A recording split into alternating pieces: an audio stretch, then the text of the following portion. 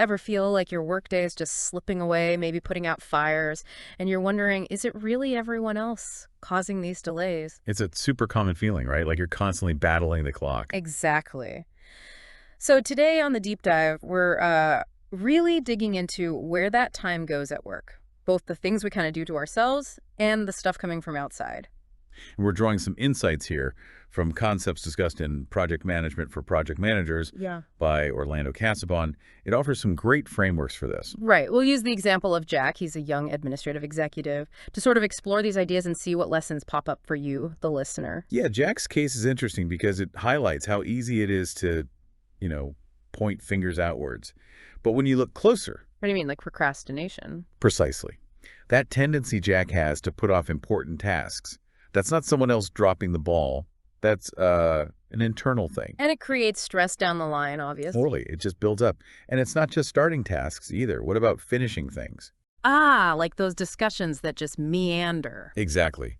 Jack's struggling to kind of wrap up conversations or even set clear boundaries. That eats into focused work time like nobody's business. It really does. It's Yeah. like having too many mental tabs open slows everything down. Mm-hmm. And think about interruptions, like phone calls. They seem external, right? Yeah. Someone else is calling. Sure, yeah. But how Jack manages those calls, that's actually internal. Does he screen them? Does he schedule time to return calls? That management part is on him. That's a good point. It's about how you react and control your own workflow, even with external triggers. And you see the result, right? It impacts deadlines, leads to negative feedback. It all connects. Okay, so those are some of the self-inflicted wounds, let's say. What about the genuinely external stuff? Stuff Jack really can't control. Well, the classic one is waiting for information. If he literally can't proceed because someone else is late getting him what he needs, Then his own perfect planning doesn't matter much. not at all. His schedule gets completely thrown off. That's a real external roadblock. What else? I remember something about unrelated tasks. Oh, yeah. Being asked to do things completely outside his job description, Mm-hmm. like drafting a bill when that's not his expertise at all. Right, so not only does it take him away from his actual work. It's probably inefficient, too. Someone else could likely do it faster or better. It's just misallocated effort.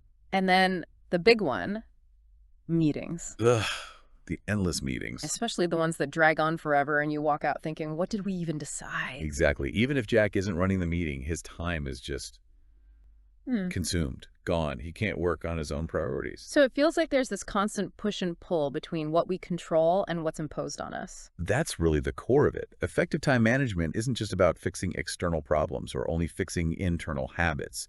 It starts with knowing yourself. Self-awareness, recognizing your own tendencies, maybe like procrastination or having trouble saying no. Yes, that's the absolute first step. You need to see your part in it clearly. So it sounds like the real takeaway here is about balance, understanding both. It's a dual approach, really. You need to look inwards, identify those things you do that waste time, and tackle them. Okay, address the self-inflicted stuff.